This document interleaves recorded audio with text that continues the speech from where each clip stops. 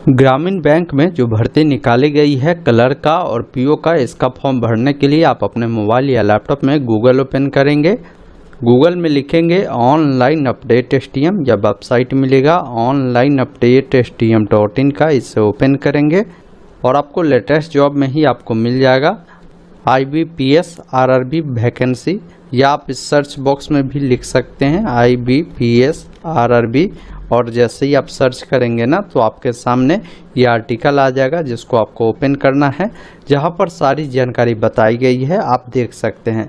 जैसे यहाँ पर जो ऑफिस असिस्टेंट, जिसे हम लोग क्लर्क के नाम से जानते हैं, इस पद के लिए अगर अप्लाई करेंगे तो 18 से 28 साल आपकी उम्र होगी। वही ऑफिसर स्केल 1 के लिए अगर अप्लाई करेंगे, जिसे PO के नाम से जानते हैं, तो 18 से 30 है। वही देखेंगे मैनेजर के लिए अप्लाई करेंगे तो 21 से 32 वर्ष है। सीनियर मैनेजर के लिए अप्लाई करेंगे तो 21 से 40 वर्ष आपका रखा गया है।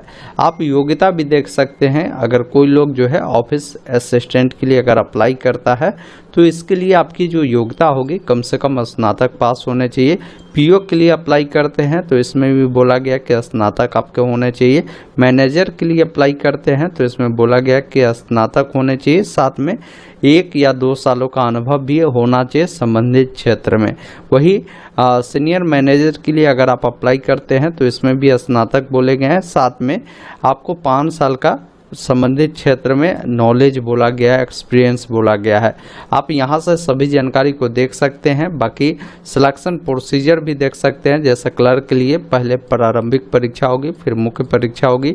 PO के लिए आपकी जो है मुख्य परीक्षा के बाद इंटरव्यू होगा। तो ये सारी चीज़ें ऑलरेडी मेंशन की गई है। आप वैकेंसी भी देख सकते हैं कि किस पोस्ट के लिए कितनी भर्ती है।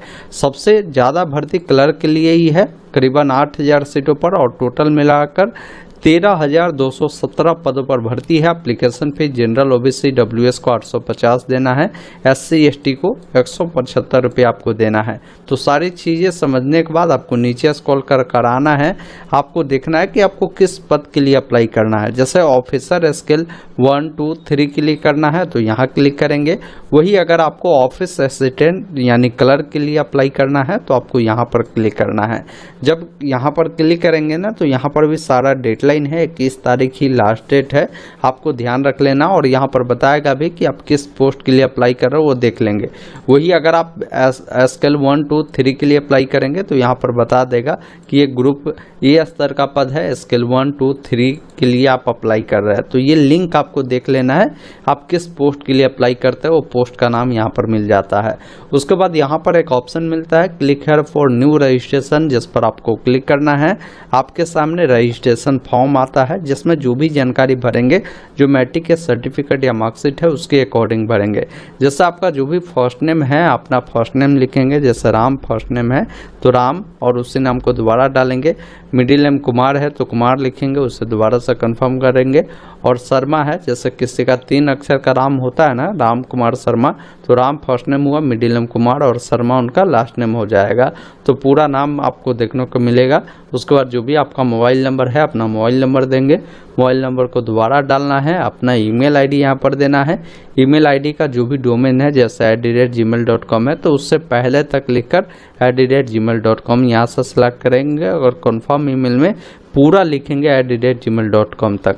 बाकी इस कैप्चा कोड को फिल कर सेव एंड नेक्स्ट पर क्लिक करना है। उसके बाद आपका रजिस्ट्रेशन कंप्लीट होता है। आपको एक रजिस्ट्रेशन नंबर पासवर्ड मिल जाता है, इसको नोट कर आप जरूर रख लेंगे। बाकी आपको नीचे स्क्रॉल कर आना है। यहाँ पर बोला गया है कि आपका जो भी फ़ोटो है यहाँ पर आपको फ़ोटो अपलोड करना है और एक फ़ोटो आपको जो है लाइव भी कैप्चर करना होगा। अगर आपके सिस्टम में वेबकैम है तो डायरेक्ट आप यहाँ से क्लिक कर सकते हैं, नहीं तो आप इस QR कोड पे क्लिक करेंगे तो मोबाइल की मदद से भी आप जो है फ़ोटो को क्लिक कर सकते हैं। अब इसका गाइडलाइन देखना है तो यहाँ पर आप जब क्लिक करेंगे तो गाइडलाइन आपको बताए गए हैं, जिसमें फ़ोटो को लेकर बताया है कि फ़ोटो आपका हाल का होना चाहिए, रिसेंट का होना चाहिए, कलर फ़ोटो होना चाहिए और बैकग्राउंड बोला गया वाइट बैकग्राउंड आपको रखना है। अच्छी क्वालिटी की लाइटिंग भी आपके पास होने चाहिए फेस पर। साथ में उसका डायमेंशन बताया गया है कि ये आपका डायमेंशन है और देखेंगे ना साइज 20 से 50 kb में ये आपका होने वाला है। नीचे जब आप आएंगे तो सिग्नेचर को लेकर भी आपको गाइडलाइन मिल जाएंगे। सिग्नेचर का जो डायमेंशन है ये होगा, साइज 10 से 20 KB में होगा, ये आपको ध्यान रखना है। लेफ्ट थंब अगर आप देते हैं तो उसको लेकर भी आपको गाइडलाइन मिलती है। हेड राइटिंग डिक्लेरेशन को भी गाइडलाइन आप देख लेंगे। तो देखिए, फ़ोटो सबसे पहला काम करना है, जो भी आपके सिस्टम में होगा उसको अपलोड करेंगे। उसके बाद लाइव फ़ोटो कैप्चर करने के लिए कैप्चर इमेज पर क्लिक करेंगे, या नहीं तो क्लिक हियर टू स्कैन पर क्लिक करेंगे। अब आपके मोबाइल में जो कैमरा होगा ना, उससे आपको इसको स्कैन करना है। जैसे ही आप स्कैन करेंगे तो वहाँ पर क्या है कि एक लिंक बन जाएगा, आप उस लिंक पर क्लिक करेंगे और वहाँ पर आपको कैप्चर इमेज का ऑप्शन मिलेगा फ़ोटो का, जिस पर क्लिक करना है। अब आपको फ़ोटो अपना कैप्चर करना है और यूज फ़ोटो पर आपको क्लिक करना है। एक मैसेज आ जाएगा कि फ़ोटो आपका सक्सेसफुल अपलोड हो गया, और जब आप यहाँ पर देखेंगे ना तो आपका लाइव फ़ोटो यहाँ पर शो कर देता है। अब इस चेक बॉक्स पर टिक कर देना है, फिर जो भी सिग्नेचर है ना, सिग्नेचर आपको यहाँ पर अपलोड करना है। फिर इस चेक बॉक्स पर टिक कर नेक्स्ट वाले विकल्प पर क्लिक करेंगे। उसके बाद अगले स्टेप में आते हैं, जहाँ पर आपसे पूछता है कि आप किस कैटेगरी से बिलोंग करते हैं, कैटेगरी चुनेंगे। उसके बाद यहाँ से ओके वाले विकल्प पर क्लिक करेंगे। अब यहाँ पर आपसे पूछता है कि क्या आप दिव्यांग है 40% या उससे अधिक, तो यस करें, नहीं तो नहीं वाले विकल्प पर क्लिक करेंगे। अगर यस करेंगे तो किस टाइप की दिव्यांगता है उसके बारे में आपको जानकारी देने की ज़रूरत होगी। बाकी आपको नीचे स्क्रॉल कर आना है, यहाँ पर होता है कि कोई स्पेसिफाइड डिसेबल पर्सन है या दिव्यांग है तो उसके बारे में आपको जानकारी देना है, नहीं तो इसको ऐसे ही छोड़ना है नो कर। फिर आगे बढ़ेंगे तो आपसे रिलीजन पूछता है किस धर्म से आप बिलोंग करते हैं, और रिलीजन बताएंगे। आपसे पूछता है कि अगर आप माइनॉरिटी कम्युनिटी से बिलोंग करते हैं तो यस करें, नहीं तो नहीं वाले विकल्प पर आपको क्लिक करना है। फिर पूछता है आपसे कि अगर आप जो है गवर्नमेंट सेक्टर या कोई पब्लिक सेक्टर या अंडरटेकिंग इन सब में काम करते हैं तो यस करें, नहीं तो नहीं वाले विकल्प पर क्लिक करें। अगर आप एक्स सर्विसमैन हैं तो यस करेंगे, नहीं तो नहीं वाले विकल्प पर क्लिक करेंगे। अगर आप जो डिसेबल एक्स सर्विसमैन हैं तो आप यहाँ पर बता सकते हैं, नहीं तो नहीं करेंगे। ये सारा जानकारी आपको ऐसे ही छोड़ना है। फिर आगे आपको आना है। अब यहाँ पर आपसे पूछा जा रहा है कि अगर आप dependent of serviceman killed in action है, मतलब इस प्रकार के है, तो आप बताएं, नहीं तो नहीं वाले विकल्प पर आपको क्लिक करना है। ये जानकारी जो है आपका डिसेबल रहेगा। अगर कोई जो है जैसे विधवा महिला होती है या डिवोर्स महिला होती है, जिनकी डिवोर्स हो जाती है, तो इन सबको रिलैक्सेशन मिलता है, ऐसा है तो आप इस कर रिलैक्सेशन ले सकते हैं, नहीं तो नहीं करेंगे। अब यहाँ पर आपसे पूछता है कि जो इसका भर्ती आया था इससे पूर्व में, अगर आपने इसके लिए अप्लाई किए थे तो आप एस करेंगे, बताएंगे कि कौन सा अटेम्प्ट था आपका। बाकी आपने किसके लिए फॉर्म को भरा था, जैसे 1, 2, 3, 4 से लेकर अभी 14वीं चल रही है, तो आप किसके लिए अप्लाई किया था बताएंगे। अगर पहली बार इसका फॉर्म भर रहे हैं तो इसको आप नो कर सकते हैं। फिर आपको नीचे आना है, आपसे नेशनैलिटी पूछा गया तो इंडियन सेलेक्ट करेंगे।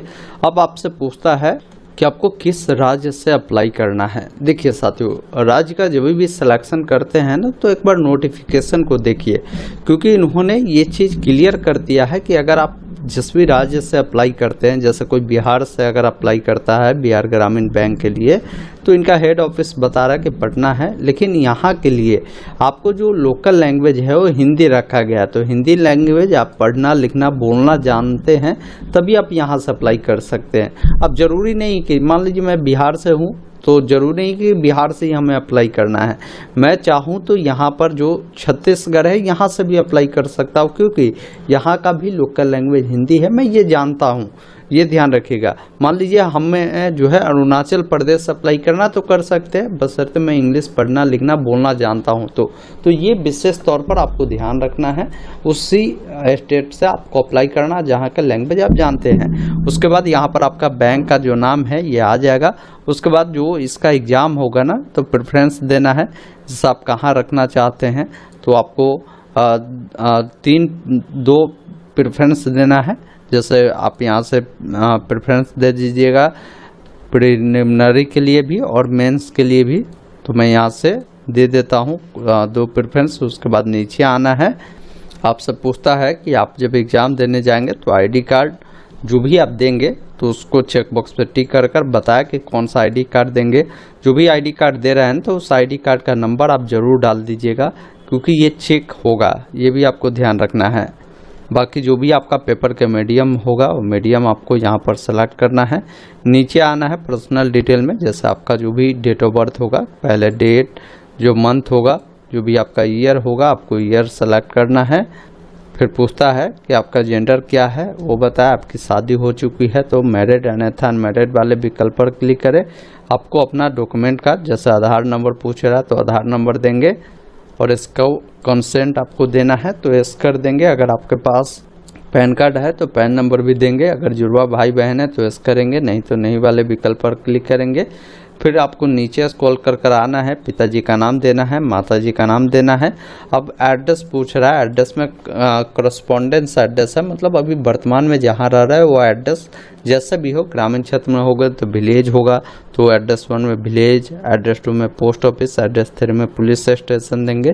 जो भी आपका स्टेट है, जो भी आपका डिस्ट्रिक्ट है वो देना है, पिन कोड आपको देना है। अगर आपका करस्पॉन्डेंस एड्रेस परमानेंट समान है तो इस चेकबॉक्स पर टिक करेंगे, दोनों फिल होगा। अलग अलग है तो अलग अलग जानकारी को फिल करना है।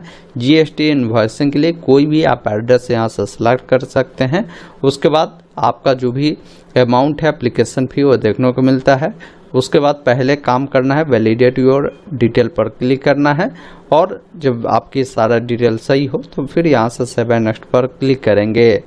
उसके बाद आप अगले स्टेप में आते हैं जहाँ पर क्वालिफिकेशन की जानकारी देनी है। क्वालिफिकेशन आपका जो है 21/9/2025 तक कंप्लीट हो जानी चाहिए, मतलब फॉर्म का जो अंतिम तिथि है उस डेट तक आप जो है ग्रेजुएशन पास हो जाना चाहिए, ये ध्यान रखिएगा।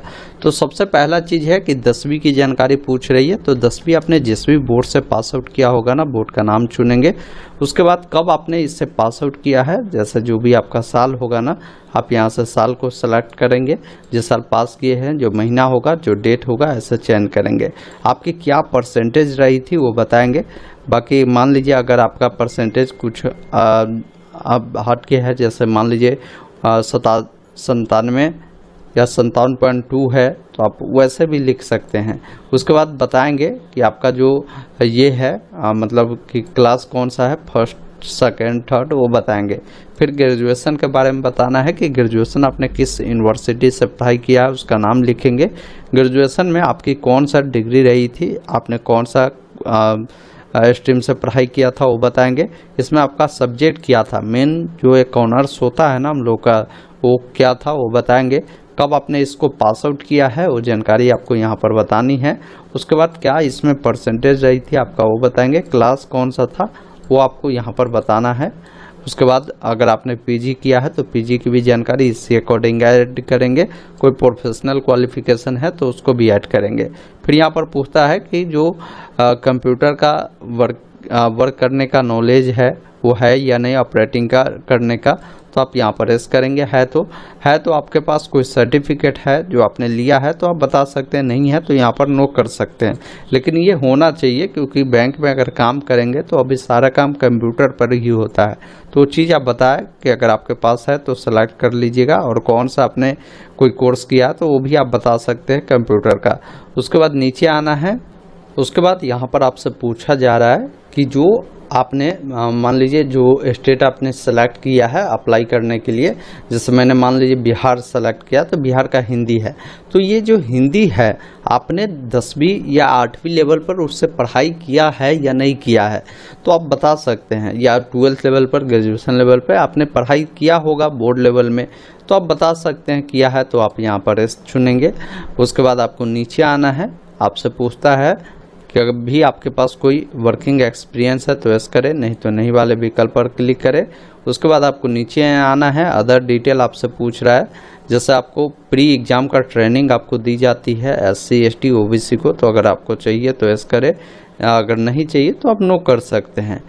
फिर यहाँ पर पूछा गया है कि यदि आपको कभी फाइन किया गया है या कोर्ट के द्वारा दोषी ठहराया गया है तो वैसे स्थिति में यस करेंगे, नहीं तो नहीं वाले विकल्प पर क्लिक करेंगे। अब लैंग्वेज पूछता है, जैसे मैं हिंदी जो है पढ़ना जानता हूँ तो रीड के सामने टिक करेंगे, लिखना जानता हूँ, बोलना जानता हूँ तो ऐसे टिक करेंगे। इंग्लिश फिर पूछता है तो इससे अकॉर्डिंग क्या है ना कि आपको बताना है, जो भी आप जानते हैं उसके सामने बताएं, नहीं जानते हैं उसको ऐसे ही रहने दें। उसके बाद यहाँ से वैलिडेट योर डिटेल पर क्लिक करेंगे, फिर सेव एंड नेक्स्ट पर क्लिक करना है। अब आपके सामने फॉर्म का प्रीव्यू आता है, उसमें अपनी तमाम जानकारी देखें।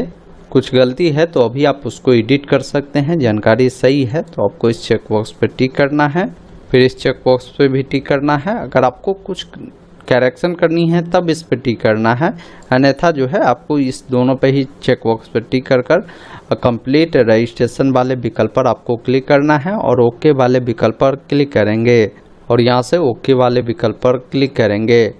अब आप अगले स्टेप में आते हैं जहाँ पर डॉक्यूमेंट अपलोड करना है। तो जो भी लेफ्ट थंब इम्प्रेशन है उसको आप यहाँ से अपलोड करेंगे। फिर आपका जो भी हेड राइटिंग डिक्लेरेशन है उसको यहाँ पर आपको अपलोड करना है। फिर यहाँ पर आपको जो है जो 10वीं की जो आपकी सर्टिफिकेट है उसको यहाँ पर आपको अपलोड करना है। फिर आपसे पूछा गया है कि आप अपना जो डाटा है डिजी लॉकर से फैच करना चाहते हैं तो यस करें, नहीं तो नहीं वाले विकल्प पर क्लिक कर कैप्चा कोड को डालकर सेव एंड नेक्स्ट पर क्लिक करना है। उसके बाद अब आपको पेमेंट करना है। जो भी पेमेंट लगता है यहाँ से आप बिल्डर्स को सेलेक्ट करेंगे, कैप्चा कोड को डालकर सबमिट करेंगे और यहाँ से ओके वाले विकल्प पर क्लिक करेंगे। पेमेंट करने का मल्टीपल ऑप्शन है, debit card, credit card, net banking, UPI. आप कोई भी एक माध्यम को सेलेक्ट करेंगे। उसके बाद पेमेंट करने के बाद इसका जो भी प्रिंट आउट मिलेगा, जैसे मैंने QR कोड से किया, अब कर इसका प्रिंट आउट निकाल कर अपने